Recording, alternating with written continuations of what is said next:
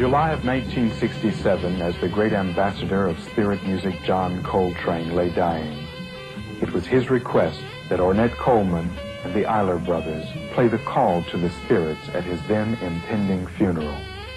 Albert Eiler chose the awesome percussive power of Milford Graves to accompany them in the historic fulfillment of Coltrane's spiritual request. Albert's mysterious death just 3 years later would leave many of the planned explorations with Milford aborted and would signal the decline of the urban, instrumental protest music which in the 1960s had grown out of our people's struggle for freedom and self-control.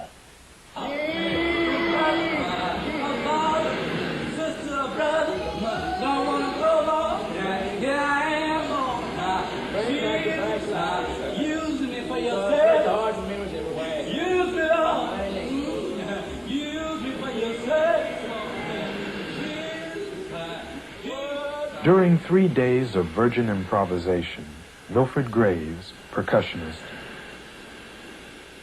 and David Murray, saxophonist, shared in a ritual, a duel, a purification of the skills in which it seems the contenders strive to discover, embrace, unify, and strengthen their indwelling spirits.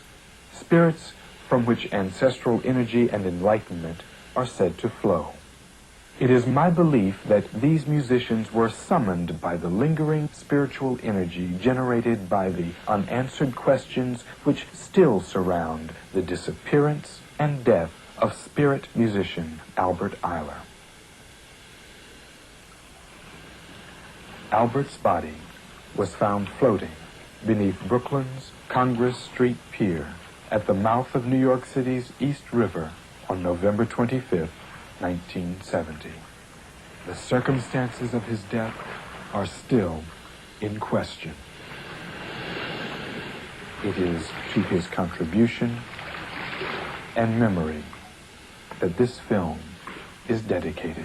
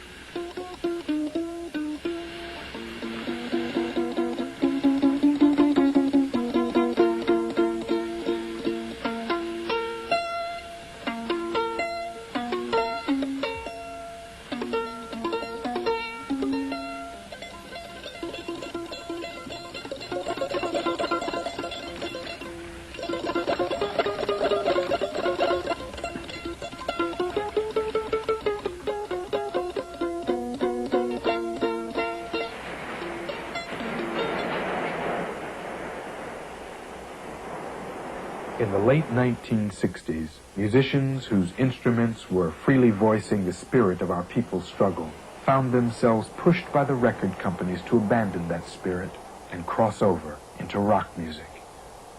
This commercial buying and selling of the sacred talents of the master African musicians in the Americas has continually drawn them from their traditional functions as healers of the spirit and transmitters of psychic energy and enlightenment. To many young saxophonists who sought mastery of the space left by Albert's premature passing, Milford loomed as one to be challenged in musical combat. A fierce and brooding guardian of perhaps the last uncompromised spirit music performed by Albert Eiler. One tool in the African-American survival kit of culture which serves to reacquaint these musicians with their sacred functions is the ritual of the challenge and the duel. Okay, I see a little bit. You gonna come out? Yeah, I'm gonna take it. Good job, right? No, I'll see you. All right, I expect you. Okay, I'll be out there. Take care, man.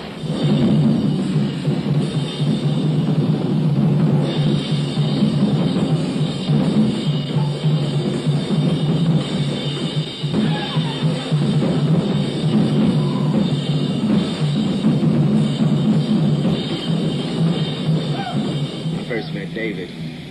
It was on his birthday. and we were having a rehearsal. Arthur, Bobby Bradford, Walter Lowe, Mark Dresser, myself were there. And so David came up in a Volkswagen, and I had gotten a letter concerning him from a trombone player named Ray Anderson, whom I had met about a year and a half before, who had stayed at my place while he was in Southern California. And he then left and moved to the Bay Area, that is San Francisco, Sacramento, the San Francisco area, San Francisco, Berkeley area of Northern California. And so he wrote me this letter saying David played well, etc.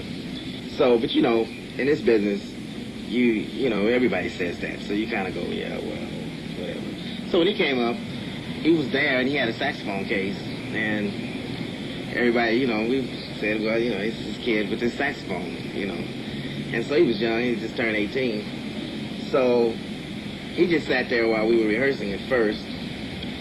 Then he said after the rehearsal was over, Arthur left, Bobby left, Walter and Mark and I were there. And so he said, okay, you want to play? Let's play this.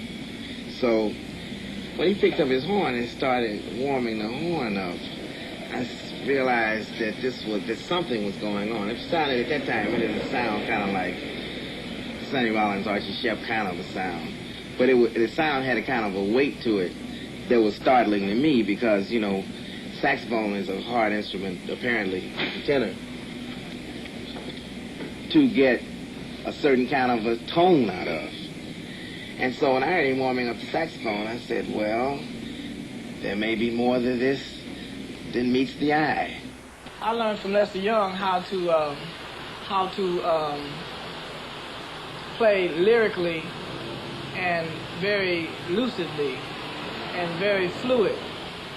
And I learned from Ben Webster how to use my subtones on the bottom of my horn and how to use my breath as an extension of how to use the breathy sound as an extension of myself.